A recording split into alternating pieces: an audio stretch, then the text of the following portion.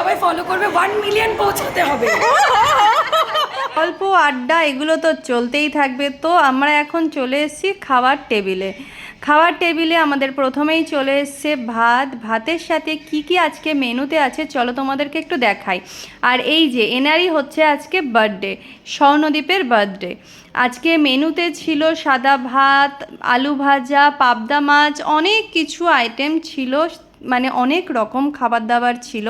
তো সব কিছু আমি একটু একটু করে খেয়েছি। আমার কিন্তু এই ডালের সাথে ঝুরি ঝুরি আলু ভাজা খেতে দুর্দান্ত লাগে। মানে এই ঝুরি ঝুরি আলু ভাজা আমি বাড়িতেও কিনে রাখি, আমার এত ভালো লাগে এই ঝুরি ঝুরি আলু ভাজা ডালের সাথে খেতে। তো সব খাবার তো আমি তোমাদেরকে দেখাতে পারিনি। লাস্ট পাতে এই যে তোমাদেরকে দেখাচ্ছি, এখন চলে এসছে আমাদের কাছে পোলাও, সাথে হচ্ছে মটন কষা।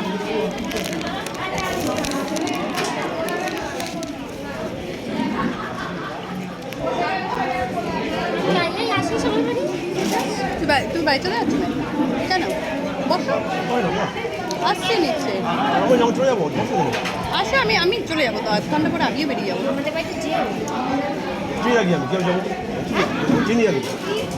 সামনেই তো রে, হ্যাঁ এই গলিটার সামনের বাড়িটা। ভুলে গেছিস? বৌদি মনে রেখেছে, দাদা ভুলে গেলে আমার কোনো দোষ নেই কিন্তু।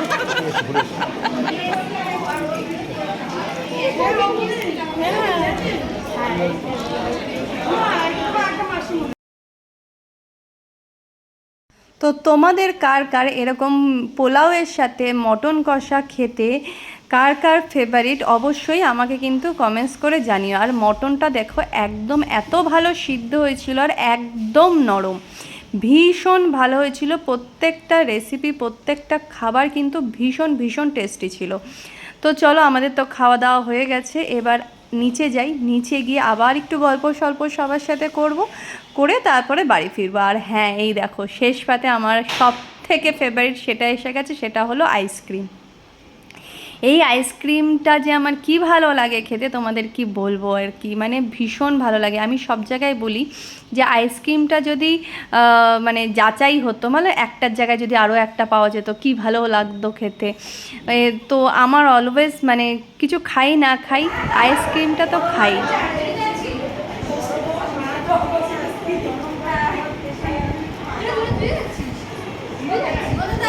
চলে যাচ্ছে ওরাও,